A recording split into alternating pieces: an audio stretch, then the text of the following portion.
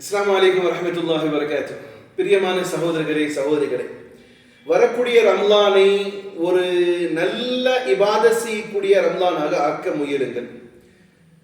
காரணம், ரம்லான்னா பொதுவாக என்ன நினைக்கிறாங்கன்னு சொன்னா நல்ல ரெஸ்ட் எடுக்கிறதுக்குங்கிற மாதிரி நினைக்கிறாங்க. இல்லை, அல்லாஹ் கொடுத்த மிகப்பெரிய வெகுமதியும் அமானிதம் தான் ரம்லானுடைய மாசம். ஏன்னா சென்ற வருஷம் எத்தனையோ பேர் இருந்தாங்க, இந்த வருஷம் இல்லை. கிடைக்கக்கூடிய வாய்ப்புகளை சரியாக பயன்படுத்திக் கொள்வதுதான் சிறந்ததாக இருக்கும். அந்த அடிப்படையில் வரக்கூடிய ரம்லான ஒரு ஆரோக்கியமான ரம்லானாகவும் ஆக்கும். எப்படி ஆக்குறதுன்னு சொன்னா, ரம்லானுடைய நோம்பினால் கிடைக்கப்பெறக்கூடிய நிறைய பெனிஃபிட்ஸ் சயின்டிஃபிக்கா நிறைய இருக்கு. ஆனா நம்ம சயின்டிஃபிக்காக வேண்டி நோன்பு வைக்க மாட்டோம். அல்லாஹ் கடமையாகிறார். குத்திப அலைக்குமுஸ் ஸியாம் கமா குத்திப அலல் லதீன மின் கப்லிக்கும் லஅல்லக்கும் தத்தகூன். அல்லாஹ் சொல்கிறான், உங்கள் மீது நோன்பு கடமையாக்கப்பட்டது, முன் சென்றோர்கள் மீது எவ்வாறு கடமையாக்கப்பட்டதோ அதுபோல் உங்கள் மீது நோன்பு கடமையாக்கப்பட்டது. காரணம் லஅல்லக்கும் தத்தகூன், நீங்கள் இறையச்சத்தை பெற வேண்டும் என்பதற்காக சொல்றான். அப்போ நம்ம நோன்பு இறையச்சத்தை பெறுவதற்கு. ஆனாலும் கூட இன்றைய நவீன விஞ்ஞானம் இந்த நோன்பின் மூலமாக கிடைக்கப்பெறக்கூடிய ஆயிரம் பிரயோஜனங்களை சொல்கிறது. அப்போ கடமை செய்கிறேன், ஆனா அதே நேரம் மன ரீதியாகவும் உடல் ரீதியாகவும் எனக்கு சரிவர ஒரு பெனிஃபிட்ஸ் கிடைக்க பெறணுங்கிற எண்ணத்தோடு வச்சோம்னா ரொம்ப நல்லா இருக்கு. அதுல குறிப்பாக நோன்பு வைக்கும் போது உடம்புல இருக்கக்கூடிய நிறைய டாக்ஸின்ஸ் என்ன செய்யுது, வெளியேறுது. அது ப்ராப்பரா வைக்கணும். அதுல சில டிப்ஸுகளை அவங்களுக்கு நான் பகையெல்லாம் நினைக்கிறேன். முதலாவது, நோன்பு வைக்கிற அந்த ரம்லானுடைய ஃபர்ஸ்ட் நோம்புக்கு முன்னாடியே உடலை சுத்தப்படுத்திக் கொள்வது நல்லது. எப்படின்னு சொன்னா, உடல்ல இருக்கக்கூடிய கழிவுகள், உதாரணத்துக்கு நீங்க பேதிக்கு கொடுங்க.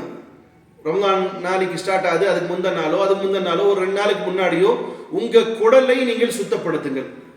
இரண்டாவது, வாய்ப்பு கிடைத்தால் உங்களுடைய அக்கம் பக்கத்துல ஹிஜாமா செய்யக்கூடியவர்கள் இருந்தா ஒரு முறை நீங்கள் ஹிஜாமா செய்யுங்கள். இரண்டாவது. மூன்றாவது, ரம்லானுடைய காலத்துல நீங்க கேள்விப்பட்டிருப்பீங்க, சஹரு வயிறு முட்டை தின்பது முஸ்தஹபுங்குவாங்க. அப்படியெல்லாம் கிடையாது, சாப்பிடணும். நபி ஸல்லல்லாஹு அலைஹி வஸல்லம் அவர்கள் சஹருடைய உணவை சாப்பிடும்படி சொல்லியிருக்கிறாங்க. அது எந்த அளவுக்கு சாப்பிடக்கூடாதுன்னு சொன்னா, இபாதத்திலேயே மனசு வராத அளவுக்கு சாப்பிடக்கூடாது. இன்னைக்கு நிறைய பேரை பார்க்கலாம், ஃபஜருக்கு ஏன்பா ரம்லான்ல வரலன்னு கேட்டா ரொம்ப டயர்ட் ஆயிடுச்சு. ஏன்னா அம்மா வைப்பாங்க சாப்பிடும்போது மகனுக்கு, அப்புறம் மனைவி வைப்பாங்க, அப்புறம் வீட்டில் உள்ள பிள்ளைங்க வைப்பாங்க, இல்லை வச்சு வயிறு குப்புன்னு ஆயிடுது. அப்புறம் இவருக்கு ஃபஜர் தொழுகையும் மையத்து வீட்டில் உட்காந்துட்டு நடந்து. இப்போ சஹர்ல சாப்பிட்டுட்டு தூங்கினாலும் 12 மணி கரெக்டாக தொஹருக்கு இப்படியெல்லாம் எந்திரிப்பாங்க. எவ்வளோ நமக்கு உணவு தேவையோ, உதாரணத்துக்கு புரோட்டீன் வேணுமா, முட்டை எடுத்துக்கிறோம் அல்லது மட்டனை எடுத்துக்கிறோமா, எவ்வளோ அது நம்முடைய உடம்புக்கு கெடுதி தராதோ அந்த அளவுக்கு எடுத்துக்கணும். உணவுல கொஞ்சம் கட்டுப்பாடு. ரெண்டாவது, நமக்கு தெரியும் இந்த உணவு இருந்தா நான் நோன்பு திறக்கிறதுக்கு வரைக்கும் போதுன்னு, இப்போ அந்த அளவுக்கு நோன்புக்கான உணவை எடுத்துக்கொள்வது. இரண்டாவது, மேக்சிமம் உங்களுடைய உணவு எவ்வளோ குறைவா இருக்குமோ அவ்வளோ இபாதத்தில் உங்களுக்கு ஆர்வம் கிடைக்கும்.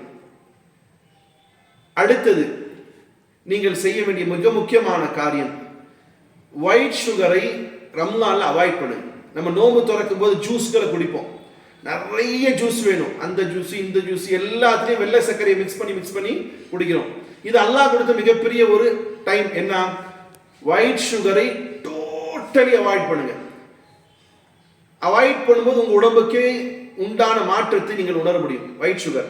அடுத்தது, நோன்பு திறக்கும் போது மிகவும் தாழ்மையோடு உங்கள்கிட்ட கேட்டுக்கிறேன், நோன்பு திறந்ததுமே அந்த கஞ்சி குற்றாவை 5-3 கொற்றணுங்கிற அவசியம் ஒன்றும் கிடையாது.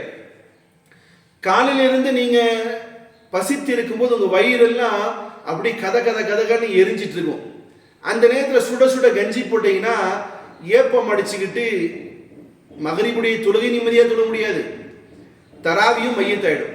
என்ன செய்யணும்னா, முதல்ல நபி ஸல்லல்லாஹு அலைஹி வஸல்லம் உடைய வழக்கம், ஒரு பேரிச்சம்பழத்தை சாப்பிடுறீங்க, வயிறு குளுமையாகிற மாதிரியான தண்ணீரை கொஞ்சம் குடிச்சிட்டு கொஞ்ச நேரம் விடுங்க, ஒரு 1/4 மணி நேரம் விட்டுடுங்க.